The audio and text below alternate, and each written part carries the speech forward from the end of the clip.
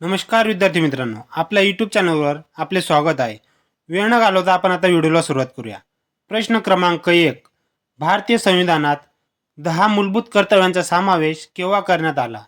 मित्रांनो, भारतीय संविधानात 10 मूलभूत कर्तव्यांचा समावेश केव्हा करण्यात आला? तर 1976 साली. म्हणजेच पर्याय क्रमांक 4 हे आपले उत्तर आहे मित्रांनो, 1976. प्रश्न क्रमांक 2. भारतीय राज्यघटनेचे कलम 51 कशाशी संबंधित आहे? मित्रांनो, भारतीय राज्यघटनेचे कलम 51 कशा संबंधित आहे मित्रांनो? तर मूलभूत कर्तव्य. म्हणजे पर्याय क्रमांक 1 हे आपले उत्तर आहे मित्रांनो, मूलभूत कर्तव्य. मित्रांनो, 51 विचारले तर कशा संबंधित आहे? तर मूलभूत कर्तव्य यांच्याशी संबंधित, एवढे लक्षात ठेवा मित्रांनो. प्रश्न क्रमांक 3. भारताचा प्रथम नागरिक कोण असतो? मित्रांनो, भारताचा प्रथम नागरिक हा राष्ट्रपती असतो. म्हणून पर्याय क्रमांक 3 हे आपले उत्तर आहे मित्रांनो, राष्ट्रपती. प्रश्न क्रमांक 4. भारतात केंद्रीय कॅबिनेटचा अध्यक्ष कोण असतो? मित्रांनो, भारतात केंद्रीय कॅबिनेटचा अध्यक्ष कोण असतो? तर पंतप्रधान. म्हणून पर्याय क्रमांक 1 हे आपले उत्तर आहे मित्रांनो, पंतप्रधान. प्रश्न क्रमांक 5. ग्रामपंचायतीचे दैनंदिन कामासाठी कोण जबाबदार असतो? मित्रांनो, ग्रामपंचायत दैनंदिन कामासाठी कोण जबाबदार असतो? तर ग्रामसेवक. म्हणून पर्याय क्रमांक 2 हे आपले उत्तर आहे मित्रांनो, ग्रामसेवक. प्रश्न क्रमांक 6. जिल्हा परिषदेत सर्वात महत्त्वाची समिती कोणती? मित्रांनो, जिल्हा परिषदेत सर्वात महत्त्वाची समिती विचारली कोणती आहे? तर स्थायी समिती. म्हणून पर्याय क्रमांक 3 हे आपले उत्तर आहे मित्रांनो, स्थायी समिती. मित्रांनो, जिल्हा परिषदेत सर्वात महत्त्वाची समिती म्हणून स्थायी समिती गणली जाते मित्रांनो. प्रश्न क्रमांक 7. महाराष्ट्रात पंचायत राजची स्थापना कधी झाली? मित्रांनो, महाराष्ट्रात पंचायत राजची स्थापना 1 मे 1962 या साली झाली मित्रांनो. म्हणून पर्याय क्रमांक 1 हे आपले उत्तर आहे मित्रांनो, 1 मे 1962. मित्रांनो, महाराष्ट्राची स्थापना केव्हा झाली? 1 मे 1960 या साली झाली मित्रांनो. आणि पंचायत राजची स्थापना विचारली मित्रांनो, तर 1 मे 1962. एवढे लक्षात ठेवा मित्रांनो. प्रश्न क्रमांक 8.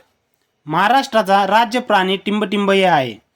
मित्रांनो, महाराष्ट्राचा राज्य प्राणी कोणता आहे? तर शेकरू. म्हणून पर्याय क्रमांक 4 हे आपले उत्तर आहे मित्रांनो, शेकरू. प्रश्न क्रमांक 9. कळसुबाई या पर्वत शिखराची उंची किती मीटर आहे? मित्रांनो, कळसुबाई या पर्वत शिखराची उंची किती आहे मित्रांनो? तर 1646 मीटर. म्हणून पर्याय क्रमांक 2 हे आपले उत्तर आहे मित्रांनो, 1646 मीटर. मित्रांनो, कळसुबाई पर्वत शिखराची उंची किती आहे? तर 1646 मीटर. प्रश्न क्रमांक 10.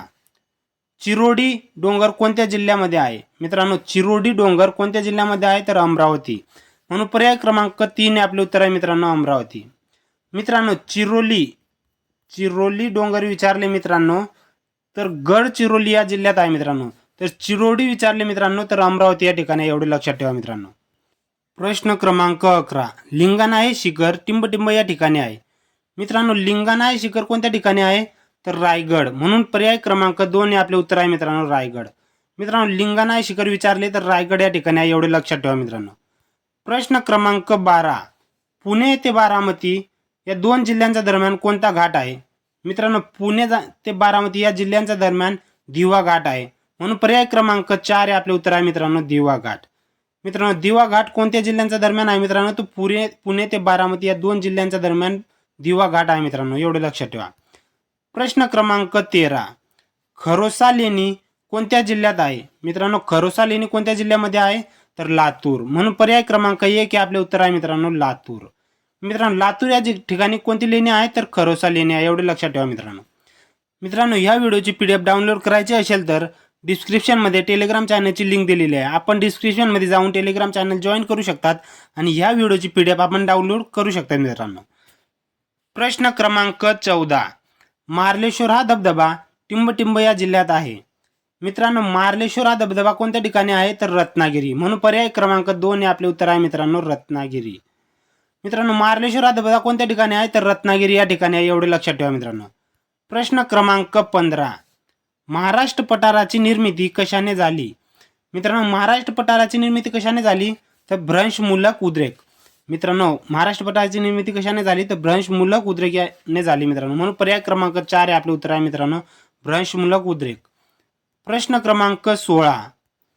खालीलपैकी कोणती एक नदी तापी नदीची उपनदी नाही?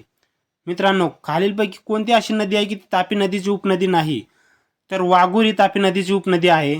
गिरणा पण उपनदी आहे, पांझरा पण देखील तापी नदीची उपनदी आहे, परंतु इंद्रायणी ही तापी नदीची उपनदी नाही, म्हणून पर्याय क्रमांक 4 हे आपले उत्तर आहे मित्रांनो, इंद्रायणी. प्रश्न क्रमांक 17. महाराष्ट्रात तापी नदीची लांबी टिंब किलोमीटर आहे. मित्रांनो, महाराष्ट्रात तापी नदीची लांबी किती आहे मित्रांनो? तर 208 किमी आहे मित्रांनो, म्हणून पर्याय क्रमांक 2 हे आपले उत्तर आहे मित्रांनो, 208 किमी. मित्रांनो, महाराष्ट्रात तापी नदीची लांबी विचारलेली आहे मित्रांनो, म्हणून 208 किमी एवढी आहे मित्रांनो. तर 268 किमी ही गोदावरीची लांबी आहे मित्रांनो. कोणाची? गोदावरी नदीची लांबी मित्रांनो, तर 268 किमी आहे मित्रांनो महाराष्ट्रात. आणि तापी नदीची किती आहे मित्रांनो? 208 किमी. प्रश्न क्रमांक 18. जळगाव हे जिल्ह्याचे ठिकाण कोणत्या नदी काठावर वसलेले आहे? मित्रांनो, जळगाव हे जिल्ह्याचे ठिकाण कोणत्या नदी काठावर वसलेले आहे? तर गिरणा, म्हणून पर्याय क्रमांक 3 आपले उत्तर आहे मित्रांनो, गिरणा.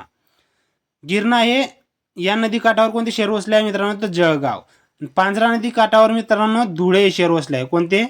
धुळे हे शहर पांझरा नदी काठावर वसले, एवढे लक्षात ठेवा मित्रांनो. प्रश्न क्रमांक 19. इंडिया हाऊसची स्थापना कोणी केली?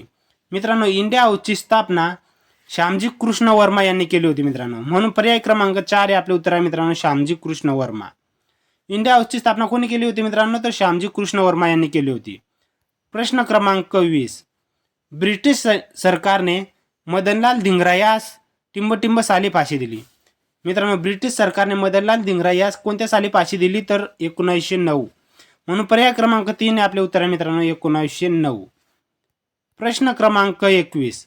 इसवी सन 1932 मध्ये डॉक्टर बाबासाहेब आंबेडकर आणि महात्मा गांधी यांच्यात कोणता करार झाला होता? मित्रांनो, 1932 साली महात्मा गांधी आणि डॉक्टर बाबासाहेब आंबेडकर यांच्यात पुणे करार झाला होता मित्रांनो, म्हणून पर्याय क्रमांक 3 आपले उत्तर आहे मित्रांनो, पुणे करार. मित्रांनो, पुणे करार कोणत्या वर्षी झाला होता? तर 1932 साली. कोणाकोणामध्ये झाला होता मित्रांनो? तर डॉक्टर बाबासाहेब आंबेडकर आणि महात्मा गांधी यांच्यामध्ये झाला होता मित्रांनो, एवढे लक्षात ठेवा. प्रश्न क्रमांक 22. ऑपरेशन पोलो हे कोणते संस्थान भारतीय संघराज्यात विलीन करण्यासाठी चालवले होते? मित्रांनो, ऑपरेशन पोलो कशासाठी चालवले होते? तर संस्थान विलीन करण्यासाठी चालवले होते मित्रांनो. तर कोणते संस्थान विलीन करण्यासाठी चालवले होते मित्रांनो? तर हैदराबाद, म्हणून पर्याय क्रमांक 4 आपले उत्तर आहे मित्रांनो, हैदराबाद. मित्रांनो, हैदराबाद संस्थान भारतात विलीन करण्यासाठी ऑपरेशन पोलो चालवले होते मित्रांनो, एवढे लक्षात ठेवा. प्रश्न क्रमांक 23. डोंगरीच्या तुरुंगातील 101 दिवस हे पुस्तक टिंब या समाजसुधारकांनी लिहिले होते. मित्रांनो, डोंगरीच्या तुरुंगातील 101 दिवस हे पुस्तक कोणी लिहिले होते मित्रांनो? तर गोपाल गणेश आगरकर, म्हणून पर्याय क्रमांक 2 हे आपले उत्तर आहे मित्रांनो, गोपाल गणेश आगरकर. प्रश्न क्रमांक 24. मूकनायक हे वृत्तपत्र कोणी सुरू केले होते? मित्रांनो, मूकनायक हे वृत्तपत्र कोणी सुरू केले होते? तर डॉक्टर बाबासाहेब आंबेडकर यांनी, म्हणून पर्याय क्रमांक 3 हे आपले उत्तर आहे मित्रांनो, डॉक्टर बाबासाहेब आंबेडकर. मित्रांनो, मूकनायक वृत्तपत्र कोणी सुरू केले होते? तर डॉक्टर बाबासाहेब आंबेडकर यांनी सुरू केले होते, एवढे लक्षात ठेवा मित्रांनो. प्रश्न क्रमांक 25. पाण्याची घनता टिंबला उच्चतम असते. मित्रांनो, पाण्याची घनता 4°C उच्चतम असते, म्हणून पर्याय क्रमांक 1 हे आपले उत्तर आहे मित्रांनो, 4°C. मित्रांनो, पाण्याची घनता किती अंश उच्चतम असते? तर 4°C उच्चतम असते, एवढे लक्षात ठेवा. मित्रांनो, व्हिडिओ आवडला असेल तर व्हिडिओला लाईक, शेअर, सबस्क्राईब करा, जेणेकरून इतर विद्यार्थ्यांना देखील या व्हिडिओचा फायदा होईल. धन्यवाद मित्रांनो.